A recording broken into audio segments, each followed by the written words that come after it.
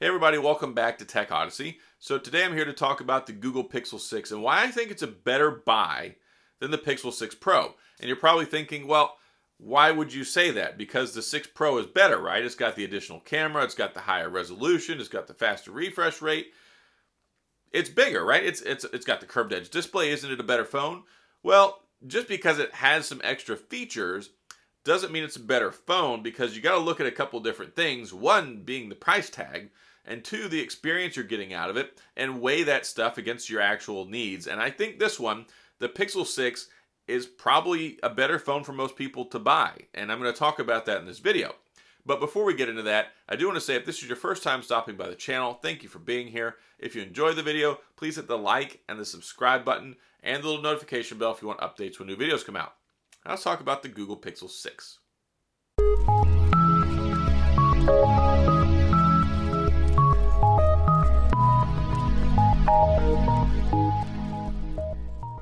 So you're probably thinking, okay, crazy guy, why in the world do you think the 6 is a better pickup for me than the 6 Pro? I mean, we've already talked about it a little bit. The 6 Pro does have better features in some ways, but not in a lot of ways that matter, or ways that are actually tangible. So when you look at the processor, it's got the same processor. When you look at the storage, it's got the same amount of storage. Yes, it has a little bit less RAM, 8 gigs instead of 12, but you don't really need it. Like, if you're not using the 8 gigs of RAM, you're not going to use the 12, and I don't know what you're going to use on this phone that's going to eat up 8 gigs of RAM, right? So I do wish that the Pixel 6 did have the telephoto camera, but it's not the end of the world, because that's not a lot of the type of pictures that people are taking anyway. Most people just take regular photos and they take selfies. This one does that really well. You get the same primary camera and you have a very good selfie camera. It's not quite the same, but it does take very, very good pictures.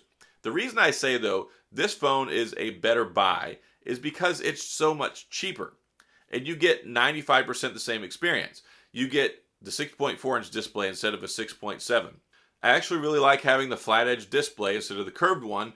It's a really nice form factor. It's built well, same build quality, same construction, looks almost identical, and it's only like 1 ounce lighter. I mean, there's not even a whole lot of difference here in the weight. It feels, for most intents and purposes, almost the same, other than just the curved edge display, which a lot of people don't even like. So if you want a curved edge display and a telephoto camera and a little bit extra options, sure, you can go with the Pro, but it costs $8.99 instead of $5.99, and they're already having this on sale on Black Friday for $5.49, which you can get at Target, Best Buy, a couple other places, and even Best Buy, they had it with activation for $4.99.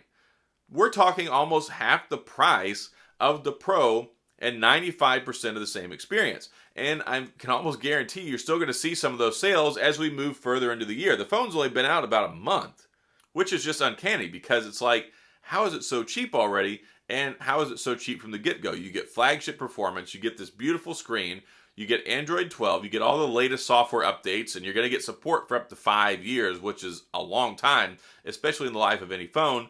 And it's a very enjoyable experience. The haptic feedback is nice. It's enjoyable to type on. You get 5G. You get 4K video. You get basically everything you could need, and almost everything that you're going to get in the Pixel 6 Pro. Yes, the Pixel 6 Pro does have Quad HD Plus resolution. It has a 120 Hz refresh rate. You really can't tell much of a difference.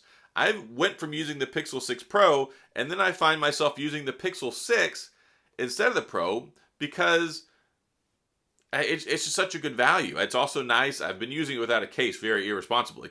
I highly recommend getting a case and a screen protector. But the flat display, the slightly better battery life, I've actually gotten over 7 hours of battery life, which is really uncanny because it has great performance. You get stereo speakers, you've got IP68 dust and water resistance, you've got everything you could ask for in this phone, and it's just so cheap.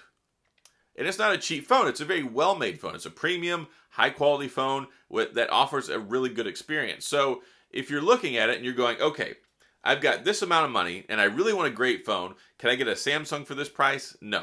Can I get an iPhone for this price? No. Can I get the Pixel 6 Pro close to this price? No, it's $300 more straight out of the gate, MSRP, and that one hasn't really been on sale or listed as on sale. So I think the Pixel 6 Pro is a great phone. I love it. I'm glad that I have it. I think it's top notch. I think it's the bee's knees. But if I were to go out and buy one, even using it and then switching over to the Pixel 6, I wouldn't go buy the Pixel 6 Pro. I would buy this one. It's just such a better value. There's more accessories too. It's hard to get accessories for the 6 Pro because of that curved edge. You can't even find a glass screen protector, I don't think. And we've already got problems that we've had with the optical fingerprint sensor, which albeit Google did release a patch to update it. It's gotten faster and more reliable, but that's been a big concern for the last couple of weeks. So when you look at what you get on paper, the support, the same performance, you can't really tell much of a difference. Like there's a very noticeable difference, I think, between 60 and 90 hertz on the refresh rate. But going from 90 hertz to 120 hertz is a lot less noticeable difference. And even having the 1080p, the full HD plus on here, I don't really even notice much of a difference between the Quad HD plus. And I'm a very seasoned veteran when it comes to using phones. I prefer having the top notch, the best. But when you have a 1080p display, you have a 90 hertz refresh rate, you're going to get better battery life. It's already got a slightly smaller screen. So when you factor all that in, you get better battery life, the same performance. The camera pictures are almost the same. You're just missing out on the ability to zoom in from further out and get better long-range photos. So you get a 20 times zoom with the Pro, you get a 7 times with this. I wish it were a little bit better. Unfortunately, that's kind of a sticking point when it comes to this phone. But overall, it's a great experience, more accessories, better battery life. The performance is identical in almost every way. And I kind of like the colors better too. Like this sort of seafoam, I really love the coral one as well. And it's more widely available. Like it's so hard to get a Pro right now. You basically can't find them anywhere. They're back ordered like into oblivion. So even if you wanted to get one, you're either on a waiting list or you can't get one right now. So if you wanted to pick one up, I would say right now, forget the 6 Pro unless you just absolutely have to have it. You know that you want it. You really want that telephoto lens. Just go buy this one. I mean, and I'm not even a salesman. I'm not a salesman for Google. I bought this phone with my own money. Having the 6 Pro, this one looks so good on paper. It was so lucrative and appealing to me. I thought this will be perfect for so many people. Let me go get it so I can test it out, and I've confirmed it. Yes, there have been some software bugs. Mostly, I haven't really had much of an issue with them lately, and also was the fingerprint sensor, which was just really irky, and there's no facial recognition. However, they did say that latently that there is apparently the ability for facial recognition inside of it. I hope that they'll enable that one day, because that will really make it go a lot farther. It really needs to have it. We're talking 2021. It needs facial recognition. But I digress.